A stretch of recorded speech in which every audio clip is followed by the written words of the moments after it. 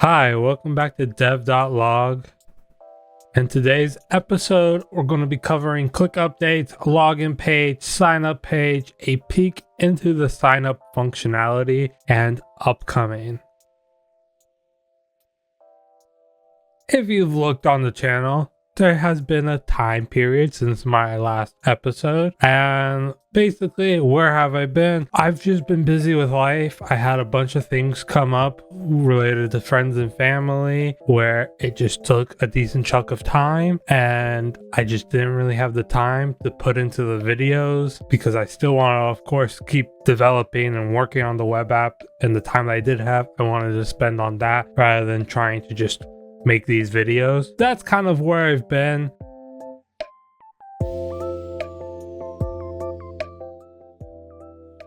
This is the current state of the login page from where we last were talking about starting the authentication process. I have now created a basic kind of just login page form that will get developed more. It just has the core parts to it that needs to have currently.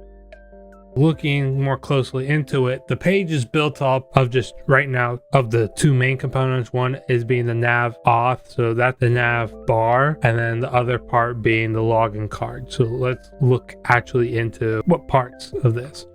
So this here is the nav auth. So it's just at the top, and when you click on the Everway logo or text, it will take you back to the home page. It's just there. I might add some more buttons or things up there if needed, but right now that's just placed there, so it's just there. Next, we have the login card. Now this is that card that you saw where again has the basically the form and all the other buttons tied to it. Right now this is its current state. There might be a little bit more information added, like a little button saying, hey, don't have an account yet, click me to sign up. But right now this is just, again, so we have something here that works and explains the basic necessities. So going more back into the nav auth, again, it's just a header made up of the nav title for right now. But if I need to add more things down the line, I can easily do that.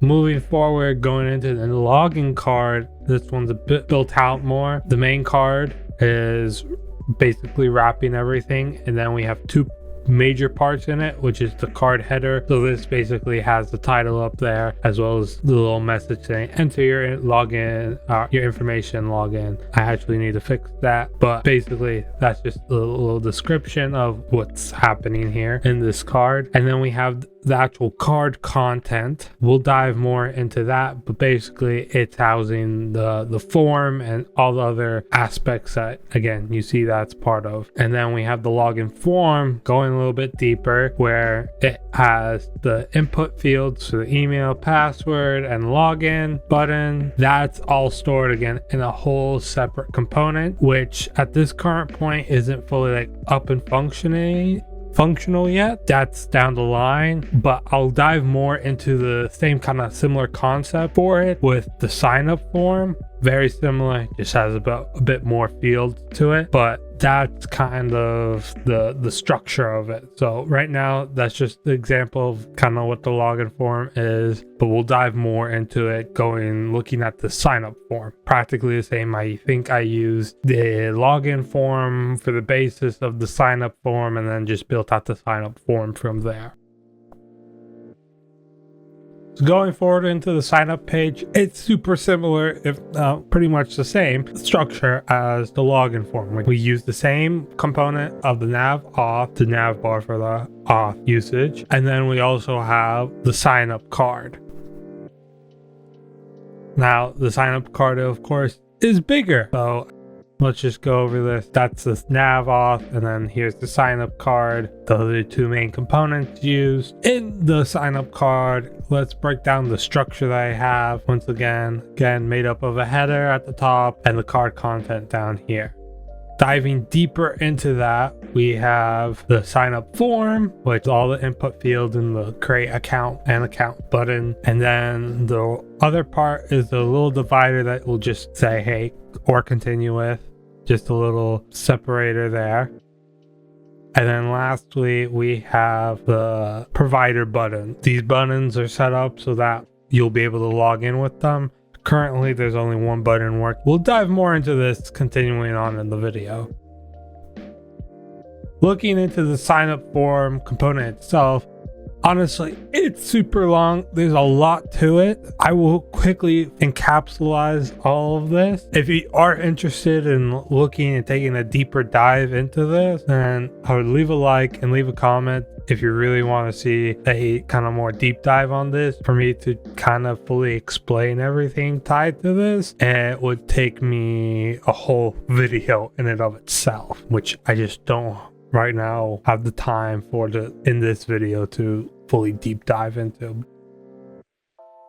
So in this sign up form, I've been using the use of schemas, making sure that each field has their own specific format that again once gets sent to the backend part of it, then sent to the database aspect. Those specific types are there and it works within the schema that I created for it. Again, there's part of the schema is a password, and one part is for a login and meets certain requirements. So if it doesn't, then you'll get errors. Again, tying into it, how it sends it to the backend or runs in the backend aspect, it is using server actions. It was just a simple, easy way to implement it rather than fully setting up a API route and everything tied to that.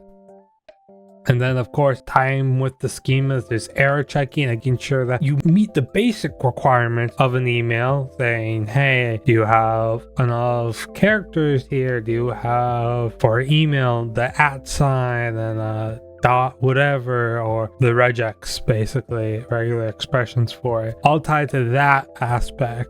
And then we have a success and error messages. So if it actually is able to send to the back end and be added, telling you success, or error messages tied to, hey, is that username already in use? If that is, then you get an error message saying, hey, it's already been used, you can't use this, and it doesn't add your user or yourself to the database. As well as email, just giving back feedback. That's pretty much that, and then some small little functionality there where you can be able to show or hide your password so you know what you're actually typing in or not.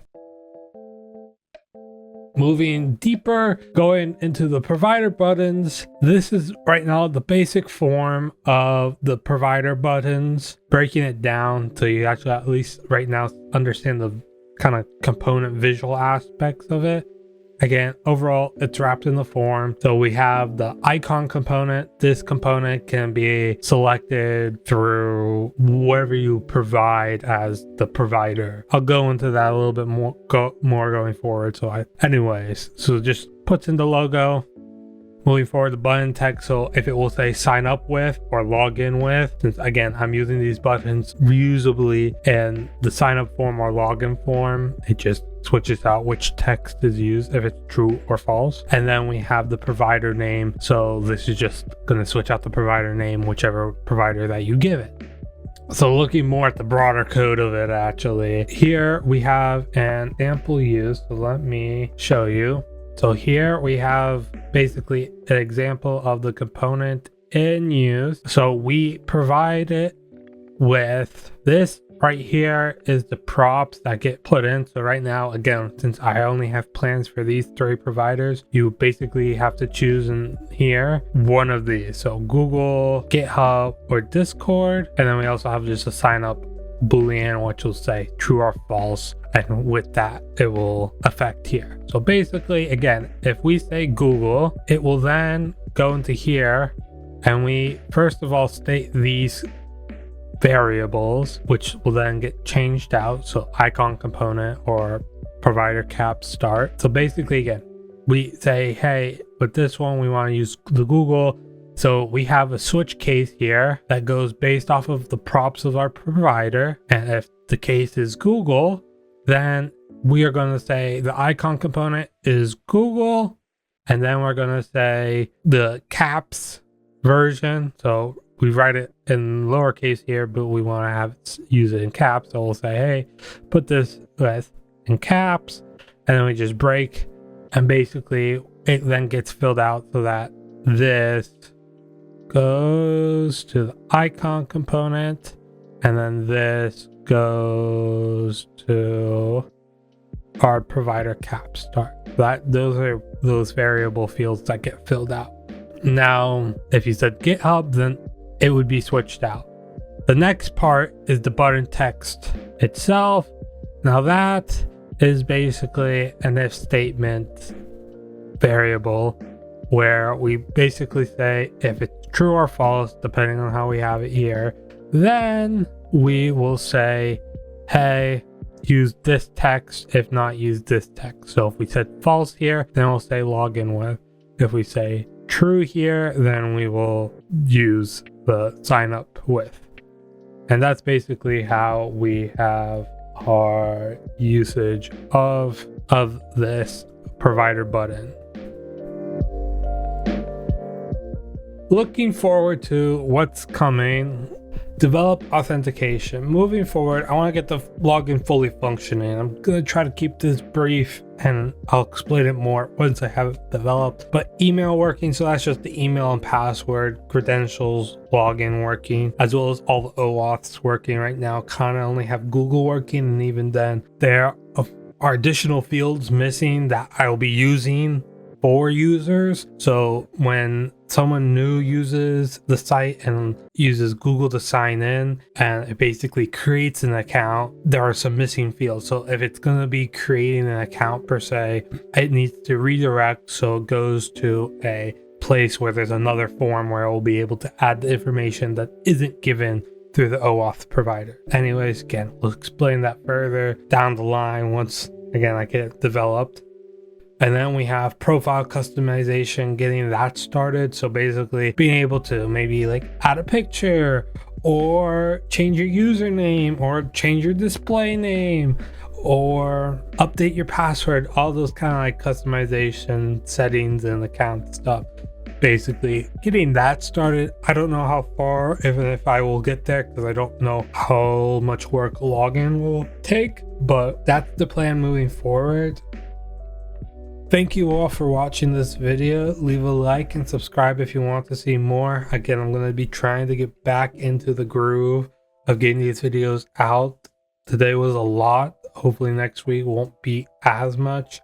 And once again, if you're interested in seeing a more in-depth look at the sign-up form and how it all works, or how I've created it to work, then just comment down below and then I'll see if there's enough interest. I'll make a video all about it.